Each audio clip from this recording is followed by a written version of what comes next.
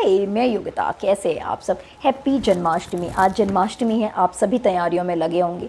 वैसे तो हमारे देश में बहुत सारे त्यौहार मनाए जाते हैं और सारे त्यौहारों की जो हम तैयारियां हैं ना, बहुत अलग तरीके से करते हैं। अभी राखी थी, राखी पे हमने कुछ अलग तरीके से तैयारी की थी और आज जन्माष्टमी है, इस पर हम अलग तरीके से तैयारी करते हैं। लड्डू गोपाल घर लेकर आते हैं, इनकी फेवरेट माखन रखते हैं और चरनामृत रखते हैं, पंजीरी रखते हैं। तो ऐसे ही आप सब ने भी तैयारियां की होंगी। आपको पता है कि श्री कृष्ण का नाम लड्डू गोपाल क्यों पड़ा? इसके पीछे एक बहुत पुरानी कहानी है, तो चलिए मैं आपको सुनाती हूँ।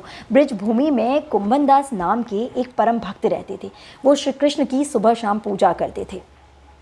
एक दिन उनके पास भागवत का न्योता आया, तो उनको जाने की तो इच्छा थी, पर उनको था कि कौन उनके ठाकुर का ध्यान रखेगा, कौन उनके ठाकुर जी को भोग कराएगा। इस पर उनका पुत्र रघुनंदन बोला, पिताजी आप जाइए, मैं हूँ, मैं आपके ठाकुर जी का ध्यान रखूँगा। कुंभनदास जी तैयार हो गए। सुबह कुंभनदास जी जब जाने लगे, उससे पहले भोग की थाली रघुनंदन को दी और बोला कि तुम पहले ठाकुर जी को भोग कराना, उसके बाद तुम भोजन करना। रघुनंदन बोला ठीक है पिताजी। रघुनंदन भोग की थाली लेकर मंदिर के अंदर गया और कृष्ण जी के आगे रख दी और कृष्ण जी से बोला कि आइए भोजन कर लीजिए। जब श्री कृष्ण ने उसकी बात पर कोई प्रतिक्रिया नहीं दी तो वो रोने लगा, कहने लगा जब तक आप भोजन नहीं करेंगे मैं भी भोजन नहीं करूंगा। और वो बस रोता रहा, भूखा प्यासा बैठा रहा। इस पर श्री कृष्ण का हृदय पिघल गया और वो बाल अवस्था में बालक बनकर आ गए और श्री कृष्ण रघुनंदन के साथ हंसी ठिठोली करने लगे और भोजन किया और चले गए।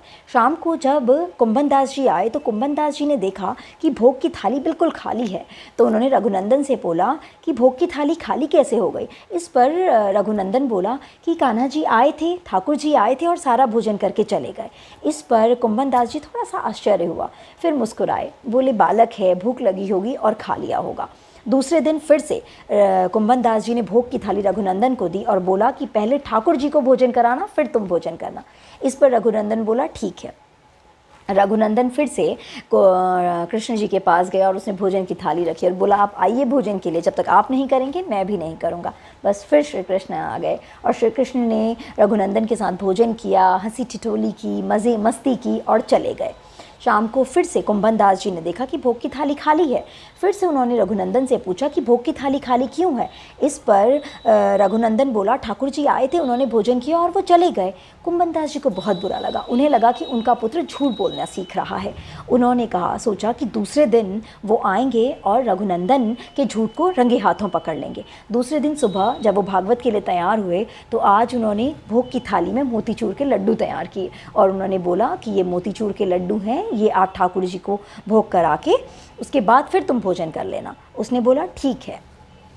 फिर से रघुनंदन ने भोग की थाली ली और वो मंदिर में चले गए। कृष्ण जी आए और वो लड्डू खाए और उनके साथ खेलने लगे और इसी बीच कुंभनदास जी आ गए और कुंभनदास जी ने जब श्री कृष्ण को बाल अवस्था में खेलते हुए देखा तो उनकी आंखों से आंसू आ गए और वो जाकर सीधे उनके पैरों में पड़ गए और रोने लगे।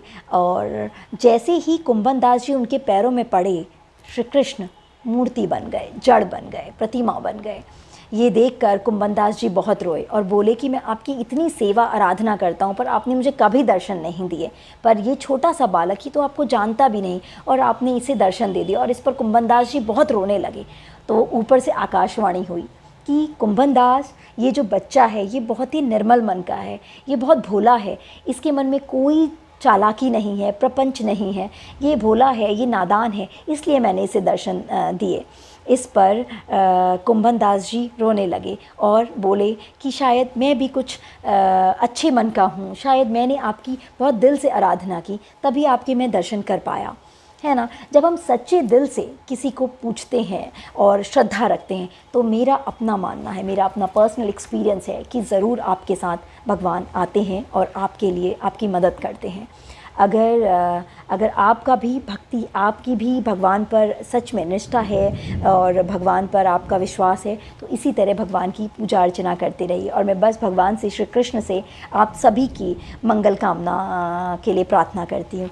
जिस अवस्था में वो थे, एक लड्डू मुख पर, एक लड्डू हाथ पर, तभी से उन्हें लड्डू गोपाल कहा जाने लगा। ये आपको मेरी ये कहानी मुझे ज़रूर बताइएगा। अगर इसी तरह की कहानियाँ सुनना चाहते हैं तो please like, subscribe my channel. Thank you.